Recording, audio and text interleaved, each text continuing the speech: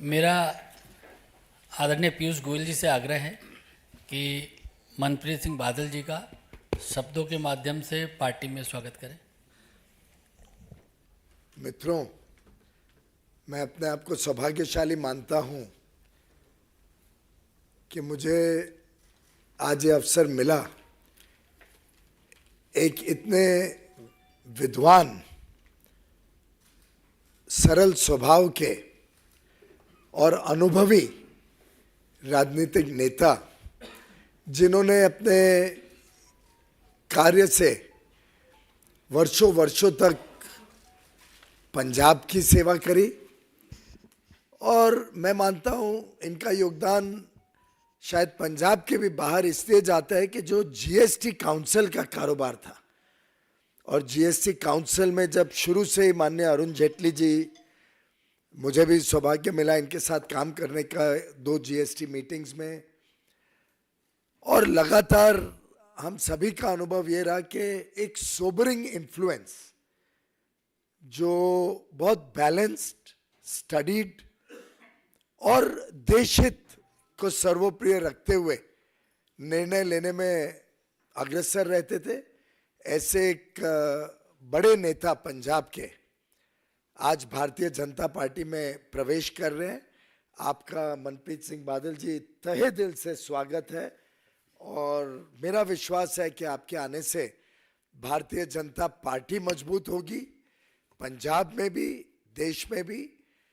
हमारा जो एक अटूट रिश्ता है सिख समुदाय के साथ, और माननीय प्रधानमंत्री नरेंद्र मोदी जी ने जिस प्रकार से लगातार गत 8 साढ़े 8 वर्षों में अलग अलग तरीके से सिख समाज के साथ सिखों की बात, सिखों की चिंताओं के ऊपर गंभीरता से निर्णय लेना।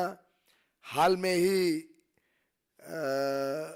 मैं अमेरिका में था प्रवासी भारतीय दिवस के दिन, और वहाँ एक बहुत बड़ा टोली सिख्स ऑफ यूनाइटेड स्टेट्स की मेरे पास आई और उन्होंने मेरे माध्यम से माननीय प्रधानमंत्री जी का धन्यवाद दिया कि उन्होंने वीर बाल दिवस मनाकर एक प्रकार से एक वर्षों वर्षों तक जो लोगों के बीच में सरदार सिख समाज के बीच में एक थोड़ी बहुत फीलिंग थी कि जो उनका इतना बड़ा मार्टरडम हुआ है, जो उनकी कुर्बानी है, उसका सही माने में देश ने श्रद्धांजलि नहीं दी है।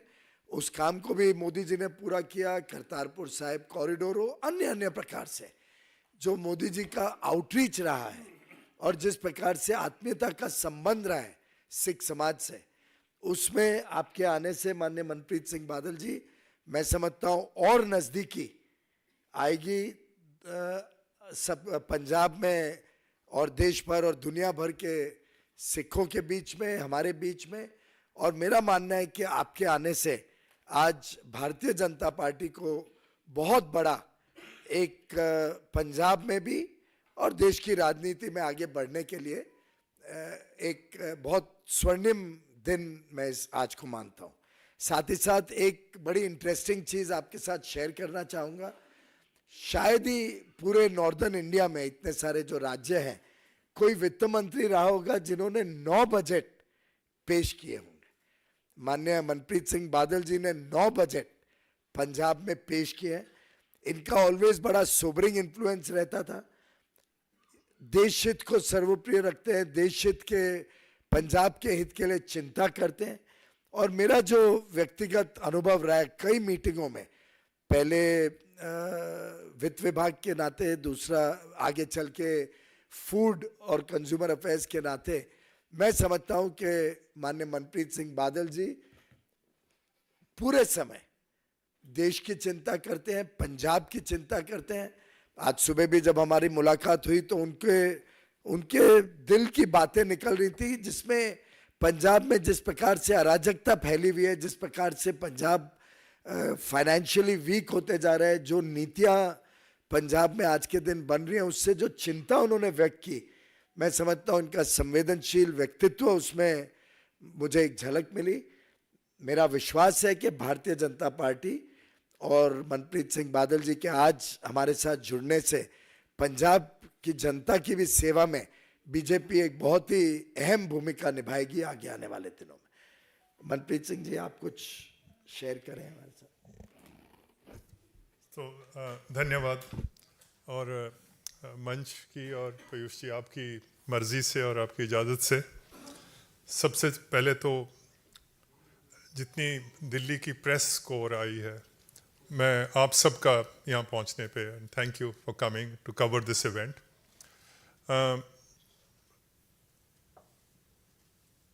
आज बैठे हैं तो सबसे मैं पीयूष जी का धन्यवाद करता हूँ। इनकी कोशिश और काविश की वजह से आज इस प्रेस ब्रीफिंग में बैठा हूँ। हमारे पंजाबी में एक कहावत है कि मैं आया बीजेपी के दफ्तर में तो साहब आपने मुझे अपने हाथों पे नहीं, आपने मुझे अपनी आंखों पे बिठा लिया। इस बात का मैं धन्यवाद करता हूँ। मुझे पीयूष जी तकरीबन 30 साल हो गुजरे हैं राजनीति में। राजनीति में बहुत कम ऐसे मौके मिले हैं जब राजनीति में किसी शेर से मुलाकात हुई हो।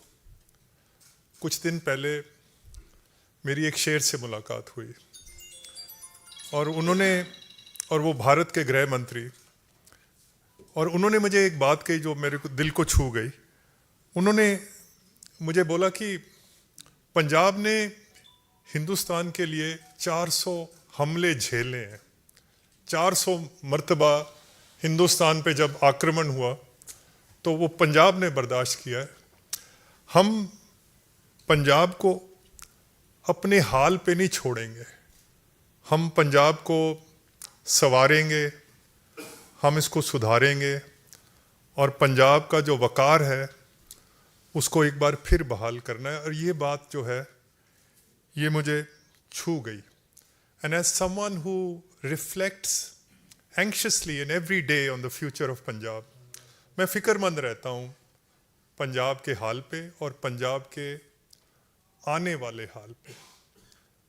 और ये जो पंजाब की धरती है ये शेरों को जन्म देने वाली धरती है।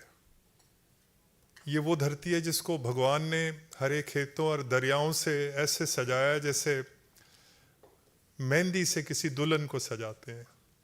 तो फिक्र मुझे इसी बात का रहता है कि इस धरती माँ को मुसीबतों ने आके घेर लिया है। वहाँ गुर्बत है, गरीबी है, रिश्वत है, अनपढ़ता है, नशाखोरी है। वहाँ पर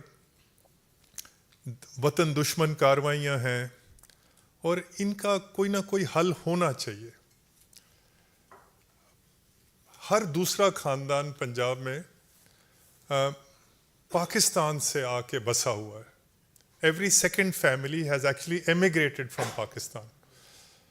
और आपकी तो उम्र बहुत कम है, शायद इसको आपको दिलचस्पी भी इसकी आपको कम होगी, पर 10 लाख आदमी थे जो जब हिंदुस्तान और पाकिस्तान का विभाजन हुआ तो 10 लाख आदमी कत्ल हुआ हमारा। लाखों माएँ थी हमारी जिनके सिरों से चादरें छीन ली गई।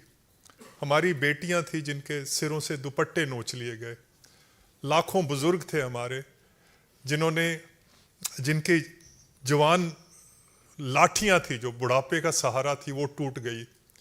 10 लाख आदमी कत्ल हुआ। फिर जाके 15 अगस्त 1947 का सूरज चढ़ते हमने देखा था और इस उम्मीद से आए थे कि ये किसी आज़ाद मुल्क में जा रहे हैं, मेहनत और मोहब्बत से अपने आने वाली नस्लों का हम कोई जो भविष्य है वो बनाएंगे।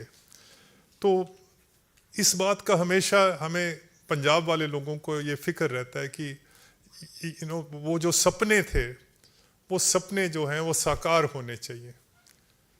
तो वैसे तो कभी आपने नहीं सुना होगा कि बुज़दिल और पंजाबी, मायूसी और पंजाबी, ये दरअसल दो जो शब्द हैं वो एक सांस में जमा नहीं हो सकते। आपने कभी नहीं सुना होगा कि ये बुजदिल पंजाबी है या मायूस पंजाबी है। इसलिए मैं और ये जो पंजाब के अंदर हर चीज़ अपने आप को देश के लिए कुर्बान कर देना, ये जो क्वालिटीज़ हैं पंजाब के लोगों की, ये बाज़ारों से नहीं मिलती, हाट से ख़रीद के नहीं ला सकते, ये भगवान की नुसरत से मिलती हैं। तो पंजाब ने एक बहुत बड़ा योगदान दिया है इस देश के निर्माण में, पर आज भी हम देख रहे हैं कि कुछ सफ़े जो हैं हिंदुस्तान के निर्माण में अभी भी खाली पड़े हैं, कोरे पड़े हैं, और पंजाब इन सफ़ों की, इन पेजेस की रौनक बन सकता है, बशर्त इसको अच्छे आदमी, कोई लायक आदमी, कोई वतन परस्त लोग इसको चलाने के लिए आ जाएं। तो आज इसी फिक्र के साथ आज भारतीय जनता पार्टी इस आस और उम्मीद के साथ यहाँ शामिल हो रहे हैं कि कोई शख्सियत प्रस्त इंसान नहीं है, पर भारतीय जनता पार्टी का और प्रधानमंत्री मोदी जी का एक ट्रैक रिकॉर्ड है हिंदुस्तान के लिए। पिछले जो 8 साल गुजरे हैं, डिप्लोमेटिकली हिंदुस्तान जो है बहुत मजबूत हुआ है। रूस से भी दोस्ती रख ली, अमेरिका को भी हाथ में ले लिया, चीन को भी आंखें दिखा दी, और पीयूष जी शायद इस बात की तायद करेंगे कि बहुत सस्ता तेल मिल गया हिंदुस्तान को। अगर सस्ता तेल ना मिलता तो देश में बहुत महंगाई होनी थी। आज यूरोप में, नॉर्थ अमेरिका में महंगाई बहुत है। अगर ये सस्ता तेल ना होता तो हालात बिगड़ सकते थे। हिंदुस्तान की जो इकोनॉमिक पॉलिसीज हैं पिछले 8 साल से, जो मोदी जी की खास करके PLI जो स्कीम आई है, वो मेक इन इंडिया की जो सारा है, वो देखें, उसकी वजह से हिंदुस्तान दुनिया की फैक्ट्री बन जाएगा। हिंदुस्तान वो हिंदुस्तान नहीं रहेगा जो आपने और मैं जिसको जानते हैं, हमारे बचपन वाला हिंदुस्तान नहीं है। हिंदुस्तान ने तरक्की बहुत करनी है। सवाल सिर्फ एक ही है कि उस हिंदुस्तान में पंजाब का क्या मुकाम होगा, पंजाब उस हिंदुस्तान में कहाँ खड़ा होगा। कि एक टाइम था पंजाब हिंदुस्तान के माथे का चांद हुआ करता था। कोई बहादुरी का मेडल आता था, पूछने की बात नहीं है, वो पंजाब से ही होता था। किसी से कोई खेल में कोई मेडल आता तो पंजाब से ही आता था। पंजाब स्लिप कर रहा है, और आज ये जो चुनौतियां हैं, अगर इसको कोई ना कोई हमें कोई पटड़ी पे चढ़ा सकता है तो वो प्रधानमंत्री और उनकी जो टीम है, ये जो मेरे बगल में बैठे हैं, you running the 5th largest economy, the 3rd largest military in the world, it's the 7th biggest country in the world. Or these are very exciting times to be a politician. These are very exciting times to be an Indian. You could have actually been an Indian from 1947 to 1995. Nothing was happening for India.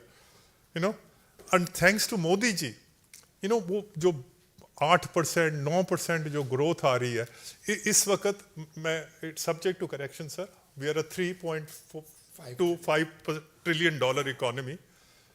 जिस दिन Hindustan $6 trillion economy बन गया, we will become a meaningful society.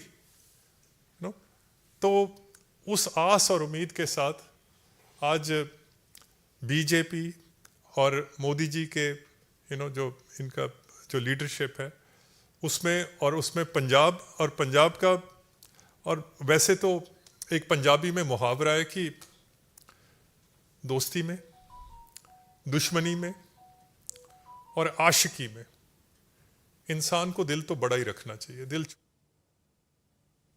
Manpreet Badal BJP join कर चुके हैं और उन्होंने बताया कैसे पंजाब के हालात सुधारने के लिए उन्हें बीजेपी में आस दिखाई देती है और प्रधानमंत्री नरेंद्र मोदी, गृहमंत्री अमित शाह में एक उम्मीद दिखाई देती है।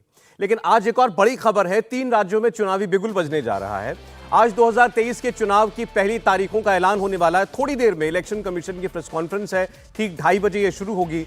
त्रिपुरा, नागालैंड और मेघालय में विधानसभा